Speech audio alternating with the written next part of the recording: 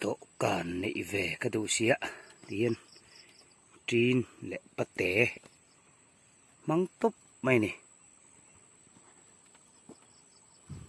mấy cái chén bể là khua lum lứt tụ cả vẫn chưa help bể lắm bằng in không gặp măng mày đó nè phăng má purun mau tuổi sọ thiên chính ít thì hai vai sầm trọc lẹ cho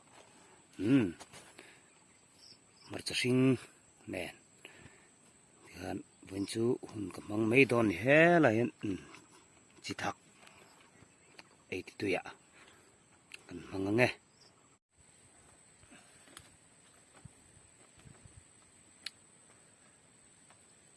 ấy tuy thùng chứ mỏ cho nắng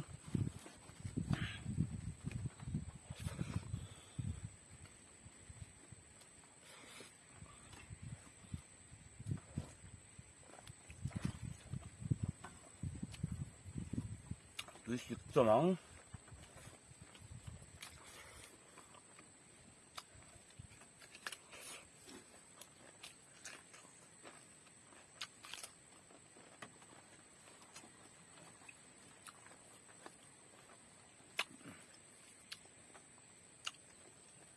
thì thấy view rồi này thấy hay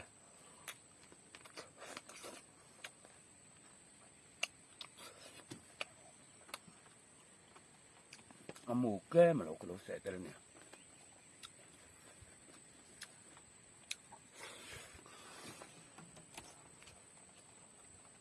xong hả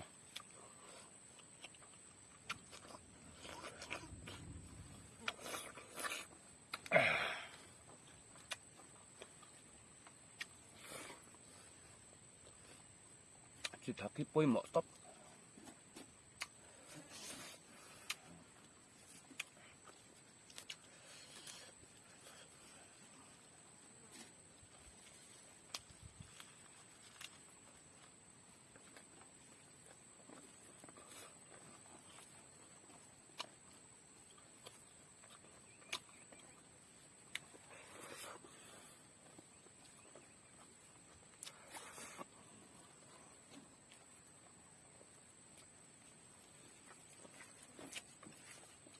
vẫn chút thật sự ra đã các tập mẹ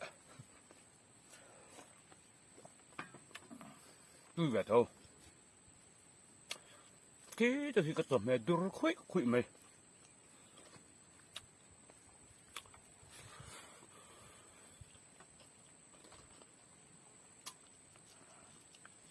sắm trọc ra đâu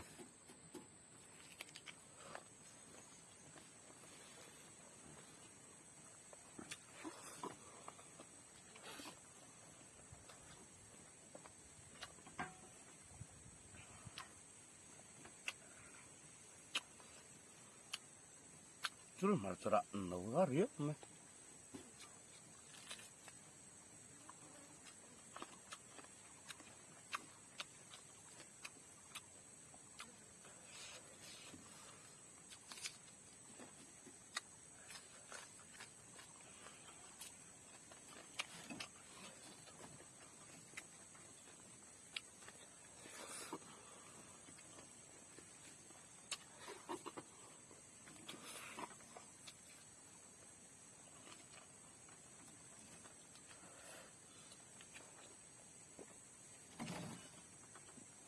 Trong hiện nay vẫn còn tiền tỷ về đâu, hàng thầm nó lên viếng quất bốc rồi hiện tiền tiêu là, hàng công cục hốt là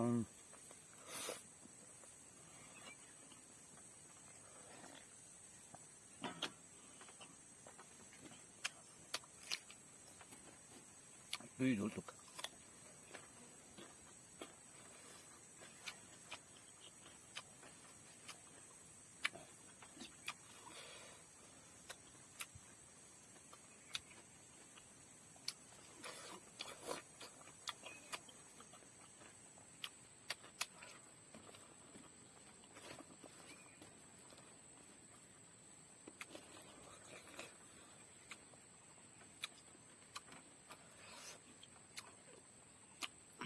Thao nghề mày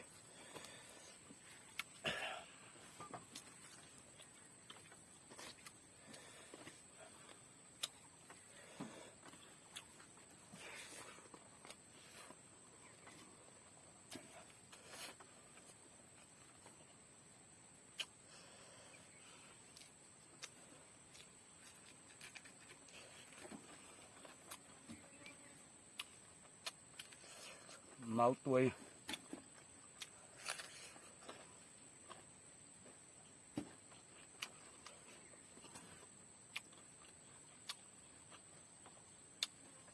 đúng xí mình sẽ tắm xí mùi thóc nuôi nơi càng khăm lại con này kia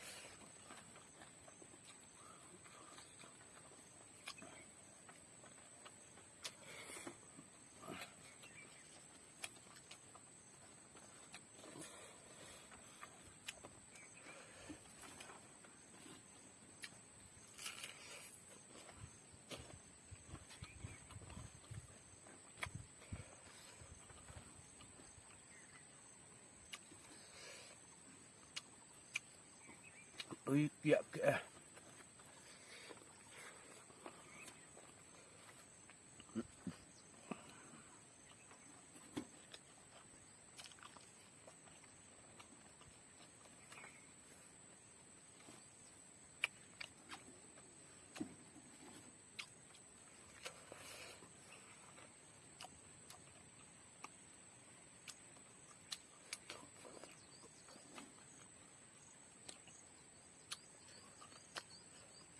bằng một tuổi cái kỳ vào ví dụ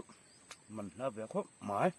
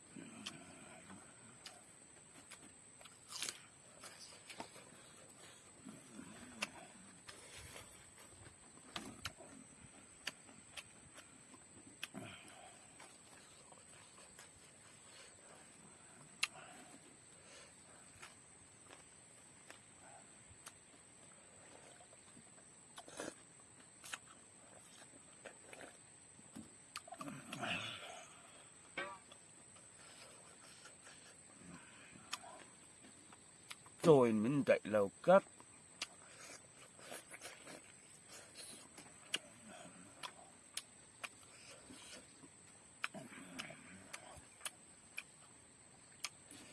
phòng mắt rồi dấu thâu bằng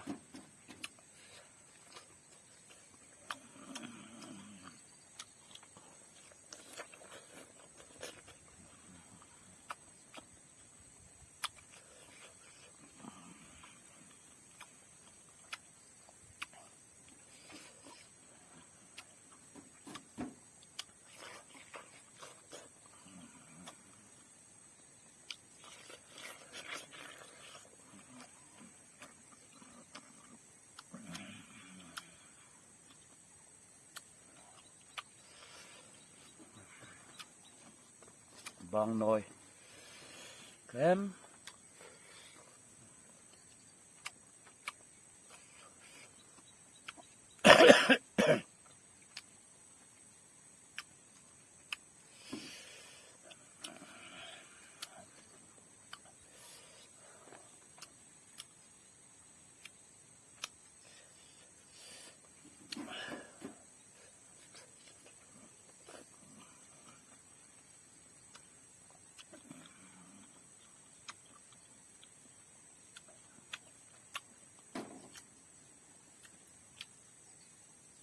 last nan marcha nấu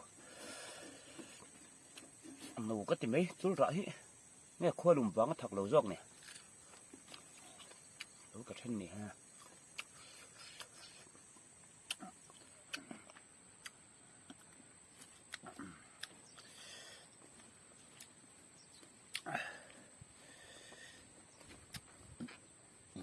lùm véo nè á tấm takin chơi tùy na nên lùm mình lẹ sớm cả bây giờ à lựa ăn sặc lẹ trước đồ đi nè xóm chú nè các khắm lùm mel big trim các khắm mà đánh xia các chuan in mua lẹ theo làm chăng là cần tum lẹ đón nia ông trả vết chơi tuy vết subscribe và em nuông vết bọc u lẹ